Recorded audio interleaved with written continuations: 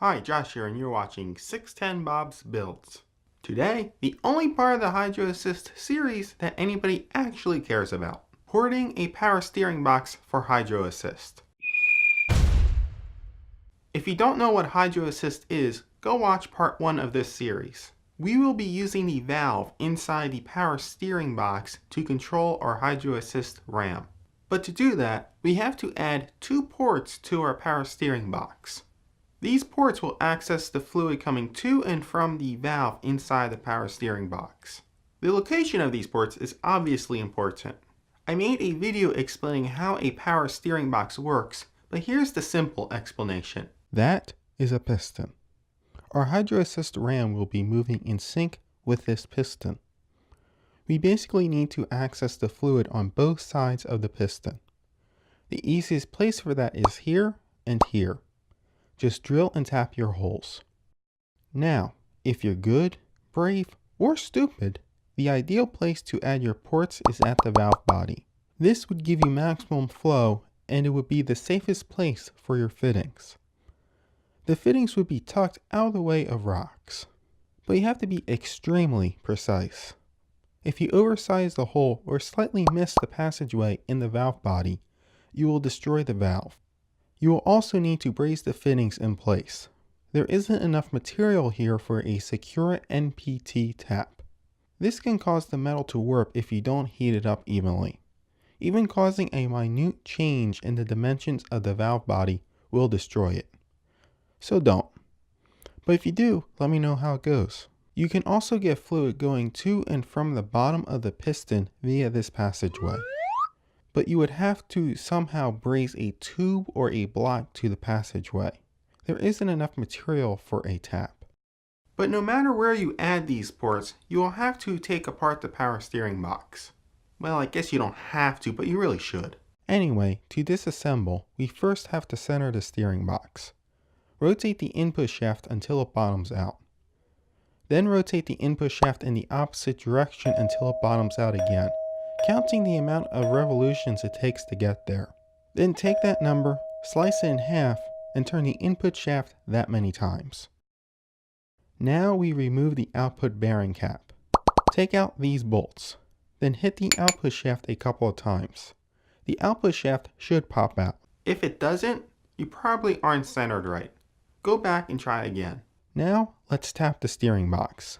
We will be using a GIC 6 to 1/4 inch NPT adapter. The NPT end will go into our power steering box, so we will tap a 1/4 inch NPT hole in our steering box. When we do this, there are 2 things to keep in mind. First, how the drill is pointed.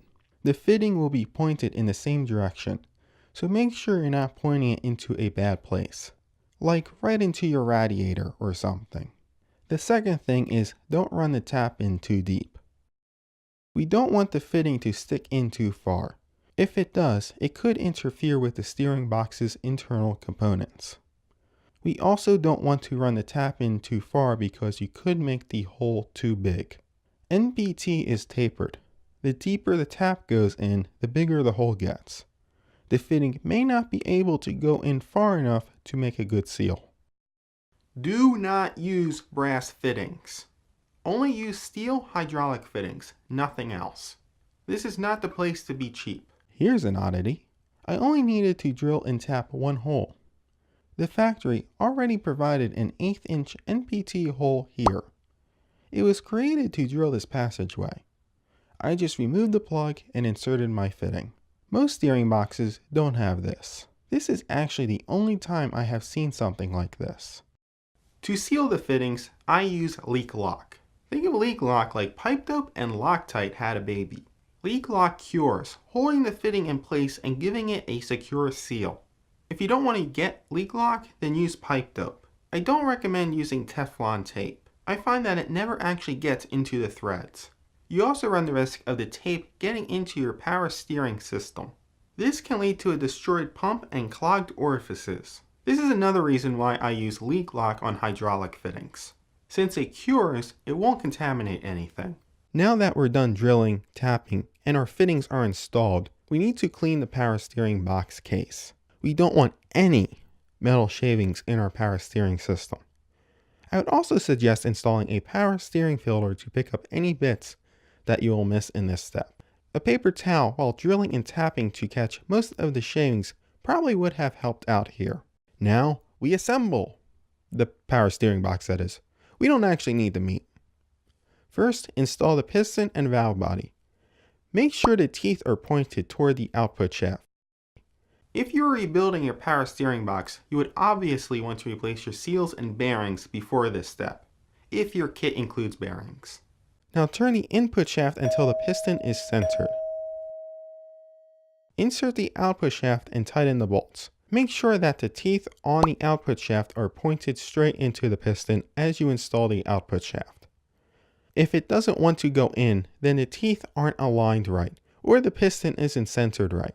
And your power steering box is ready to be installed. Be sure to go watch my How a Power Steering Box Works video. And watch the next video, choosing a RAM for Hydro Assist. If you have any questions, feel free to ask them down below. Also, if you have ever ported a power steering box, let me know in the comments. This is a traditional steering setup. Well, hold on, let's ignore this. And well, there should be a drank leg here, so let's add that. Here we go. Now it's a normal setup.